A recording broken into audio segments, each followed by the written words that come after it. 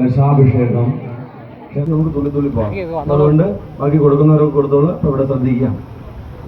ഇവിടെ ദേവി ഭാഗവതം പാരായണം ചെയ്ത് ഇവിടെ സമർപ്പിച്ചിരിക്കുകയാണ്.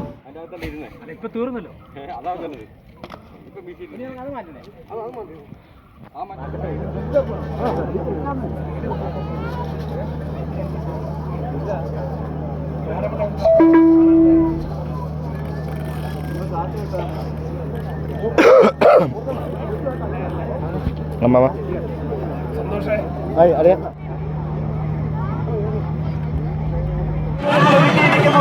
എല്ലാവർക്കും പ്രയോജനപ്പെടുന്നതിന് വേണ്ടിയാണ്. അതുകൊണ്ട് സ്നേഹമുഖ്യ ഇതെല്ലാവരും പരിപാലിക്കണമെന്ന് ഓർമ്മപ്പെടുത്തുന്നു. ദിവസങ്ങളായി നോക്കുമ്പോൾ കാപ്പ് കെട്ടി ഇതാ അമ്മയുടെ തിരുസ്വരൂപമായി ധരിച്ചു നിൽക്കുന്ന അഗ്നിയിലൂടെ ഇതാ അമ്മയുടെ തിരുസ്വരൂപമായി കടന്നു വരുന്ന ഭക്തരെ നമ്മൾ അമ്മേ ശരണം ദേവീ ശരണം എന്ന മന്ത്രോച്ചാരണത്തോടുകൂടി സ്വീകരിച്ച് ദേവീ സന്നിധിയിലേക്ക് കടത്തിവിടണമെന്ന് ഓർമ്മപ്പെടുത്തുകയാണ്.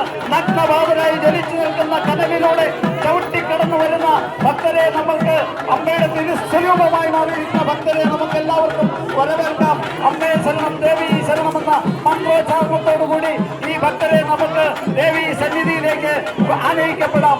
ഈ കർമ്മത്തിന് സാക്ഷ്യമാകാൻ എത്തിയിരിക്കുന്ന ജനലക്ഷങ്ങളെ എല്ലാവരെയും സാക്ഷി നിർത്തി പറയുന്നു, ഇതൊരു മഹനീയ കർമ്മമാണ്. ഈ കർമ്മത്തിൽ പങ്കാളികളാകുവാൻ, ഇത് ദർശിക്കുവാൻ കഴിയുക എന്ന് പറയുന്നത് ഏറ്റവും പുണ്യമാണ്. അതുകൊണ്ട് ഈ പുണ്യമുഹൂർത്തത്തെ ധന്യമാക്കുവാൻ എല്ലാ ഭക്തജനങ്ങളും സ്നേഹബുദ്ധിയ സഹകരിക്കണമെന്നും സ്നേഹബുദ്ധിയ ചേർന്നു നിൽക്കണമെന്നും ഓർക്കുകയാണ്. കൂടെ നിൽക്കുന്നവർക്കും കൂടെ കാണുവാൻ കഴിയുന്ന തരത്തിൽ, ഇത് ദർശിക്കുവാൻ കഴിയുന്ന തരത്തിലേക്ക് ആക്കി മാറ്റുവാൻ ഓർമ്മപ്പെടുത്തുകയാണ്. കഴിഞ്ഞ 9